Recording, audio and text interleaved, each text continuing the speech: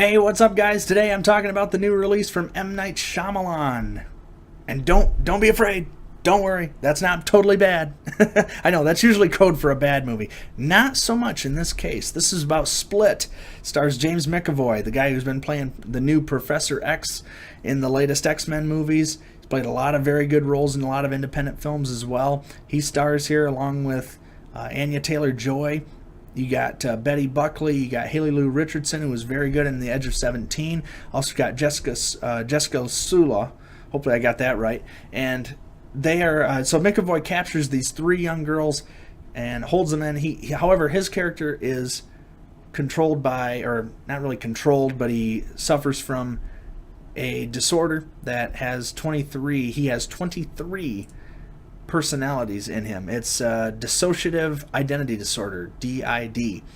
And he also, as long with keeping these girls captured, he also finds time to go see his psychologist I believe psychologist, Dr. Karen Fletcher, played by Betty Buckley. And he has to he's trying to figure out, while he's got these girls captured, he keeps them under wraps, and he's trying to do this because he knows that a 24th personality is emerging in him. Psychologist doesn't believe that it can happen, but as things he continues to get darker and darker over time, and the girls have to try to find ways to get out. And it's I gotta say, it's very, very interesting, very good movie here by M. Night Shyamalan. It's a hell of a lot better than the last few movies. I almost imposed a personal ban on M. Night Shyamalan for a long time. I mean, just since I started doing these videos, I didn't even really think, I didn't realize he was even behind this movie. I just saw the trailers and I was kind of intrigued by it somewhat, so I thought, okay, what the heck. And I love James McAvoy as an actor. He's very good, very fun to watch most of the time, so I thought, all right, I'll go check it out. Sure did. And yeah, it was pretty good. It was pretty good. I think a lot of people are really loving this movie, or giving a lot of adoration towards it. I'm not really quite with them, and there's a reason for that. I don't want to spoil it for anybody, because, and for one thing, the spoiler itself, I really personally have no reference to it, so, or no it's such a big spoiler for those that and I don't even want to get into it, because I know what it is, but I don't want to ruin it for anybody that might be on the fence about seeing this movie. I think you probably should. If you're, let's just say this, if you're an M. Night Shyamalan fan of a long time ago, I would, or from years ago, from the all the good movies, I think you'll find something in the movie that really excites you.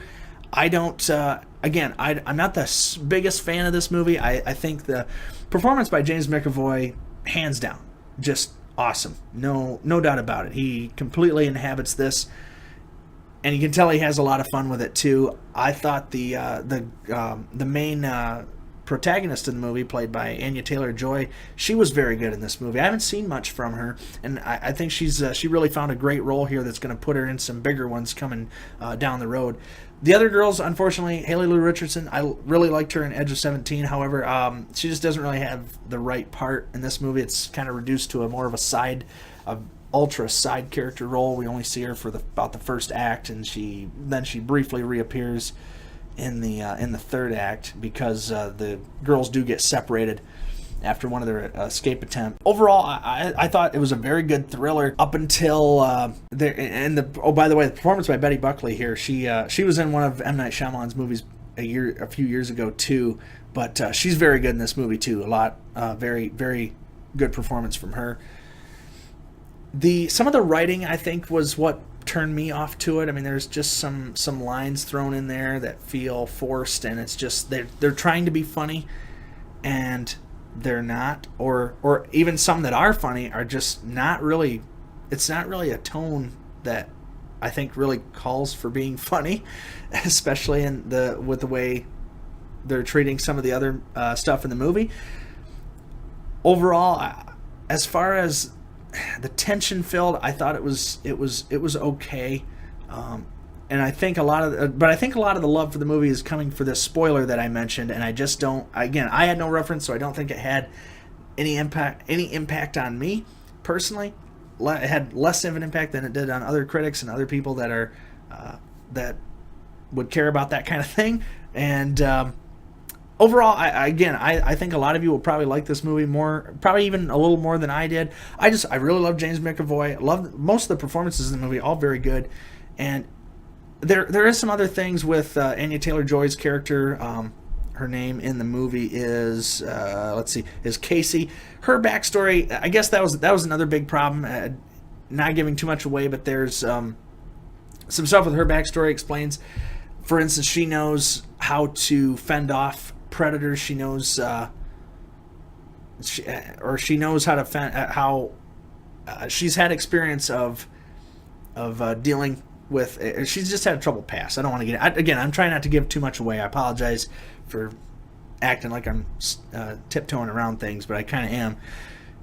She's got a reason for being the way she is, because Haley Lou Richardson and Jessica Sula are very outgoing. You see in the beginning they're friends.